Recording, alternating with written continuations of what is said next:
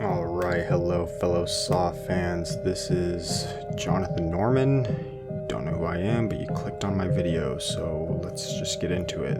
These are my hopes and fears for the next Saw movie, Spiral from the Book of Saw. Right away, I've heard different people say why they think it's called the Book of Saw. I've heard some people say that they think it's because John Kramer actually left a book. I've heard quite a few people say that. Honestly, I don't know if that's going to be the case. It feels a little too on the nose to me. It was kind of the first thing I thought of, maybe like blueprints of his traps that he passed down to somebody, or a cult or something. I don't want a cult. I don't want anything like that. My guess is probably not a popular one, but I think it's because there's already a movie called Spiral that has come out, and also if you just call it Spiral, nobody's going to know what that is, and it's not going to sell very well. But saying something like from the Book of Saw, I think that will kind of get people in the seats, or in this case streaming a little better, if it ends up on a streaming service. Let's hope not. So I've just kind of gone through this trailer a few times. I know I'm late to the game on this, but I just figured I'd share my opinions and my thoughts, and like I said, some hopes and fears on what I want from this movie. First of all, I really want this movie to be great. I mean, movies are very hard to make. I am a huge fan of this franchise. I love just about every single one of the movies. They all have something different to offer. I even liked the last one. I think it's great as a standalone, and the cast is amazing in this one. This might have the best cast yet, with Samuel L. Jackson and Chris Rock alone, some of the greatest actors in Hollywood today. So I really do hope that this movie is everything that we Saw fans want it to be. Going through the trailer over and over and over again, my opinion has changed a few different ways. I've never been a fan of jokes in horror movies unless it is a horror comedy. I love horror comedies, so if you're going for that, that's fine. But the Saw movies have never really had any kind of jokes in them, at least not that I can think of. The last one, Jigsaw, had a few little one-liners, and honestly, they fucking bugged me. I hate when... I'm not a fan. I don't want jokes in the Saw movies. So I'm hoping that his little, joke about his wife, the Saturday night's joke, I'm hoping that will be the last one that we hear. Going into the opening of this trailer, and I'm not trying to make this a kind of a trailer breakdown, but it kind of is, because I'm really just using what we have seen, which isn't a lot. We've seen a few pictures and we've gotten the trailer. And the trailer does do a great job of not really giving us anything, but showing us the tone and showing us that this is a Saw movie, which is great, because it seems like today trailers are either they show you nothing, or they show you way too much. And honestly, I would be fine with this being the only trailer. Maybe a few little snippets here and there, but they've already got me on board, and anybody who is going to see a Saw movie is going to see a Saw movie. So we don't need a lot. Right away, opening on the partner's family, his little, showing a picture of his family, makes me suspicious. Now, this might be because I'm just naturally suspicious of characters in a Saw movie, because they're, always trying to mislead you. But it makes me suspicious of that character. We'll get back to that, but yeah, right away I'm just kind of squinting my eyes and twirling my beard here. We see the train next in the trailer. That's kind of the big thing. We see the train. I like that. I'm a fan of moving around the city in the game. I'm a fan of using the city and using everyday things as traps. I think that's clever. I think that makes it a little more frightening. Not that I don't like just a completely original device just in a room, or a full, jigsaw game in a jigsaw world, but there is something about, using the world around a character and making it dangerous. I think that's kind of cool. My guess for the train trap is the guy's gonna have to cut off his legs or something. I just hope that whatever he has to do, we're not kind of going like, well, if he does that, he's not gonna get anywhere anyways, so, he's just gonna die. I just hope that there's a reasonable, he can actually survive. He actually has a chance, basically, is what I'm saying. We also see that they're targeting cops, which, honestly, I'm kind of getting tired of that, They mentioned that, whoever's doing this is targeting cops. I'm not really, I don't know. It just seems like there's so much more you can do with the Saw movies. I feel like there's just so many different kind of characters. Like that's what I love about Saw 6, going after an insurance company. It's something that everyone can kind of get on board with, in a way. Like it feels like you can kind of relate to wanting to go after people like that. But the cops thing, it feels repetitive, but it is kind of part of the Saw formula. So if they're trying to do a kind of a reboot, rehashing kind of a thing, I guess I can just hope that this is as good as it can be, and they can do it better than it has been before. In the past, we haven't really gotten to know the cops. We haven't gotten to really feel the team, I guess. So maybe, I don't know, there's things they can do with that better than the other ones have done. The box in the station, I'm just gonna say that it makes me laugh. Like, I laughed out loud the first time I actually saw that they put a box in this movie, because you instantly think of Seven, at least I did. And what do we hear every time that there's a new Saw movie coming out? That the inspiration is Seven. I'll be honest, I'm getting tired of it. I'm getting tired of Seven being the inspiration. Look, Seven's a great movie. It's a great movie. Everyone knows it's a great movie. But Saw is a great movie. Why are we not inspired? Like, why are we not trying to be a Saw movie? Like, I understand, like, Seven is that thriller that, again, it's going around the city, which is great. It's two cops going around the city, trying to find who's pulling all the strings. But Saw is just as good of a movie. I don't understand why we're trying to be something else. It's fine to find inspiration, but I just feel like we hear it every time a new movie comes out, and I want Saw to stand on its own 2 feet and feel like it's worthy of other films being like, we want to be like a Saw movie. Like, when is that time? We've had so many movies at this point. I'd like to see Saw be, its own trophy.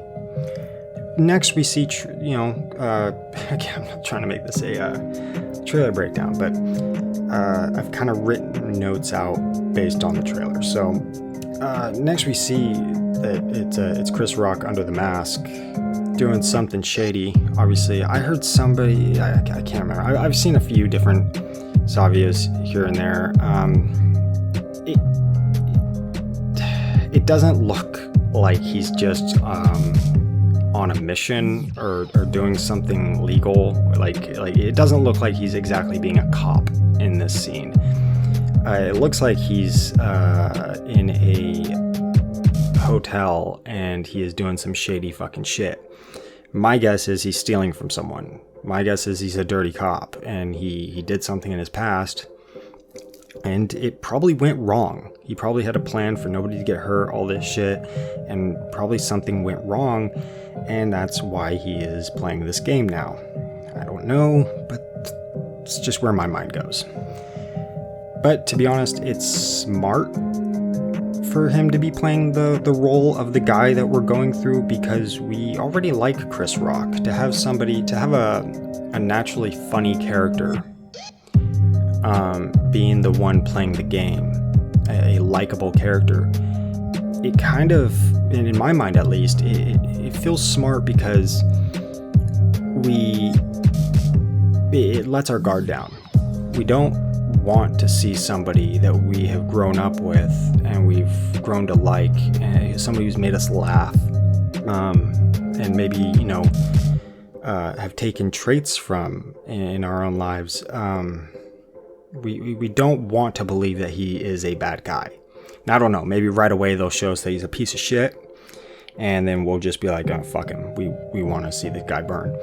But personally, when I see characters that are, comedians or characters like that, and they are playing roles where they're not friendly or they're not, I instantly kind of sympathize with them a little more than if you have somebody who is usually playing an asshole or anything. You know what I mean? Like, I just feel like it just kind of lets my guard down a little bit and makes me sympathize with them a little more. Yeah, we get a shot of him holding up the saw, and it's looking like he's trapped. And of course, it's a callback from the first one, which is great. But I can tell you, he doesn't cut off his arm or his hand like it's showing, because we've seen a picture, a released picture, that shows him in the same clothes, but with more blood on him and way more fucked up. It almost looks like razor blades have cut him all over. He's got these really small blood lines, and his hand is there. So clearly the picture is after him being trapped with his arm, and so my guess is he's saved, or he has to do something, I don't know, or he's gonna cut the pipe, which I think would be kind of funny, because a lot of people, how many times have we heard in the past since Saw 1, why didn't they cut the pipes, or they should have cut the pipe? I don't know. It would just be kind of funny if he just cut the pipe and then just gets out. So a few things that I am hoping don't happen. And some are just things I always hope don't happen in a Saw movie. I think I'll just start with that one. One fear I always have when a new Saw movie comes out is just in the back of my mind, I don't want them to reveal that Gideon is alive, John's son, and he's the one pulling all this. I don't want this partner to turn out to be Gideon or something like that, and it turns out he didn't die. Jill Tuck didn't have a miscarriage. The baby just got messed up. It just really rubbed me the wrong way and really ruin a lot of what I appreciate in the old movies. But now that, since I'm on the topic of the partner, I do suspect him. No reason, really. I know, there's really no reason for me to suspect him. But if I have to guess, just based on what we've seen, because we open on his family, everything in a movie has a reason. The fact that we open on his family makes us sympathize with him. I wouldn't be surprised if they did something like Chris Rock was responsible for either the death of his son, the death of his wife, and I hope, let me be clear, I hope that that's not the case. It's too simple, it's too obvious. They already kind of did that with Logan, and I hope they go in a completely different direction. I never want to guess the end of a Saw movie, and that's kind of the problem. The problem I had with Jigsaw was, right as I saw Logan, I'm like, that's him, that's the guy. It was not. You might as well have just tattooed fucking Jigsaw on his forehead, I am Jigsaw, because I don't know, it was just, he really stood out to me. He just looked like an actor that they would have chosen to play to carry on the mantle, and that bugged me. He just stood out a little too much, and that's kind of the feeling I'm getting from Detective Banks's partner right at the beginning. He kind of has what's his name? Tom Hanks's son. He kind of looks like him. He reminds me of him in season 6. I believe it's season 6 of Dexter. So, it's almost like so innocent looking that you wouldn't think it's him. So I'm now thinking it's him. But again, I'm hoping I'm wrong. The thing I want even less, which I think is even less likely, is that Samuel L. Jackson is the killer or something. I don't know. I don't know why they do that. Just would be weird and not. That would just piss me off. I'd probably just. I don't know. I'd probably have to take a fucking nap after that. Yeah. I can't. I can't even let my mind go there for too long, because that would just really frustrate me. That would frustrate me more than Saw 7, and just saying Saw 7 raises my blood pressure. I guess the last thing that the last thoughts that I have, because we don't have a lot to go off of here, but one of my last thoughts is I just don't really want a cult. We see a church, and something tells me that the guy in the middle is going to be playing a big part, but I don't want, like, John has created this cult that now cannot be stopped, and there's just all these people, everyday people, parents and teenagers and politicians and everything, who just have pig masks in their closet, and now it's like Jigsaw is unstoppable. He's become a almost god in some way, that it doesn't matter how many times you catch one of them, somebody else will start. I don't want that. To me, what I really appreciate is the fact that John is John. There is one real Jigsaw, and that he is smart. The fact that not everyone can pull this off, that's kind of what really draws me in. It's this one guy that has so much foresight and understands people's natural human nature, that he can be 5 steps ahead of them.